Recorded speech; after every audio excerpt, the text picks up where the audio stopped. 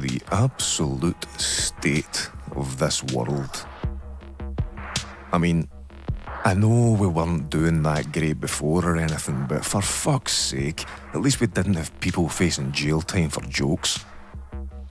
We had some fairly shitty laws in place when it came to not letting people into the country, fair enough. But unlike now, it was usually just entertainers, banned for swearing or the usual moral outrage malarkey. Admittedly, it does still strike me as a wee bit weird that people like Louis Farrakhan are given a warm welcome, but I'm sure that's just, what's the phrase? Part and parcel or something. Now though, fuck man. Now we've really done goofed, as the kids on 4chan used to say about 20 years ago. And consequences will never be the same again indeed, because right now, we await a potential landmark moment in Scottish legal history. Either a man goes to jail for the crime of publishing a tasteless joke online, in which case, free speech as we know it will vanish, potentially forever in Scotland at least. Or we open the door to a mature process of gradually taking back our right to speak freely and with full knowledge of the responsibility that brings. There is a battle to be fought, and many may never notice it happening. For those of us who know what's going on, we have to act, or else we're complicit if this all goes tits up.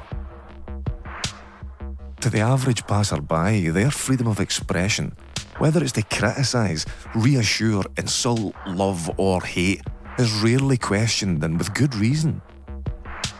This right to express ourselves as we see fit, only curtailed by the law of the land to avoid direct physical harm or loss to others, is absolutely fundamental.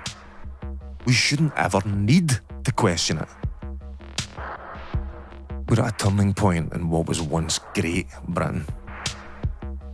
The coming months and the actions we take together to secure our right to speak, which in many cases our own families have fought and died to protect, will dictate which way we go. Right now, it's looking awfully Orwellian, which is a phrase I dislike as it's become a watered-down meme compared to the reality that it represents. Just like people calling each other racists all the time, eventually people forget what the words originally meant and they lose all power, so that when real racists do come along, or when real fascism arises, like when the real, actual, proper bad people come, nobody recognises them. And it's already happening. Look at the people who are deplatforming speakers they don't agree with. Look at who are suggesting that books be destroyed or banned. I mean, I don't remember anything good that ever started with that suggestion. Look at who is smashing up businesses in the name of a broken, resentful and empty ideology that, in reality, would see them starve to death for the benefit of their leaders. Look at who is openly parading themselves as being against the very thing their own actions represent. It's kids who themselves are guilty of the very privilege that they accuse others of, and also of the racism and bigotry they project onto their imagined opponents. Spoiled little brats throwing tantrums. They're physically assaulting people over politics. Not even their actions as human beings, but purely the thoughts in their mind, and declaring them subhuman on that basis alone. Answer me this, and I mean genuinely. What generally happens when we, as a society, start treating people as being less than human due to what they believe in?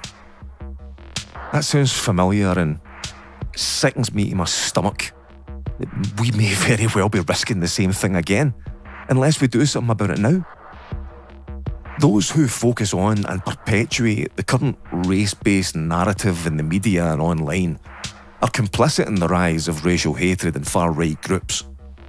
They have attacked and slandered millions over nothing more than what their professors told them based on a book they read in the 1970s, and a misplaced sense of compassion. It's sad to watch them because many come at this with good intentions, but they've been poisoned by an ideology that seeks to use them as tools and nothing more. They call for reparations for black slaves while ignoring the slavery of the white Irish. You rightly insist that it's up to women to make their own choices in life, but then petulantly screech about said choices for not being in line with their ideology. And perhaps most spectacularly fucking idiotic, supporting Wahhabi terror groups while claiming to support the LGBT movement. Two wrongs don't make a right. Punishing the people of today for the injustices of yesterday is downright stupid, if not sadistic and plain fucking evil. We can't change what's gone before. And if we lose our rights to criticise, satirise, mock, parody or insult whatever the fuck we want, then we'll lose our ability to change our futures as well, as all control, including our ability to speak out against tyrannical governments with or without weapons, will be gone too. To those quick to silence the fight for free speech, claiming that it's a right-wing ploy or it's all about encouraging hatred, I have this to say. Fuck you. You are so immersed in your desire to avoid offending people that you can't see the forest for the trees. But millions of us from all sides will still speak up for you, and you're right to call us whatever the hell you like. Why? Because we don't give a fuck about your politics. We want you to be able to insult and attack people with your words on the battlefield of ideas. But if you deny us that right, then you too will be denied it soon enough. Seriously, the tiki torch edgy boy of the alt-right, the handful of so-called white supremacists that consist of inbred mutants, and the societal skid mark that is the racist and bloody history of every fucking nation. And by that, I mean people of every fucking colour, killing each other and or enslaving each other and generally just being dicks to one another.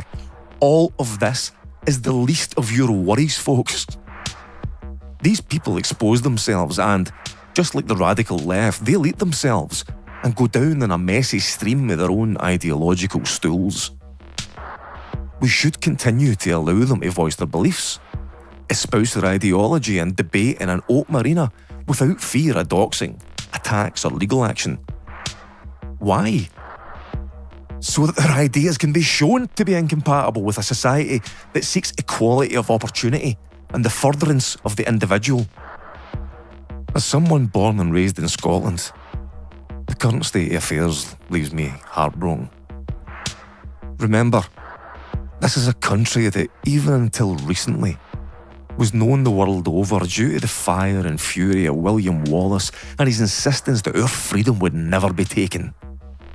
The warrior, charging into battle with wild abandon, is almost archetypal of the Scots and their Celtic ancestors. And perhaps it's that deeply rooted indignation and the desire to fight for what is true and just that flows through so many of us when they read about the case of Count Dankula. I know I'm painting a rather negative picture here with these words, but actually I remain optimistic. What we're seeing at the moment is only a glimpse of where we might be heading. It's not a certainty yet. If we can keep partisan and extreme politics aside, work together without resentment for the sake of ours and our children's freedoms, then maybe we've still got a chance. Yes, there is a lot about the world that's fucked up and a lot that needs to change.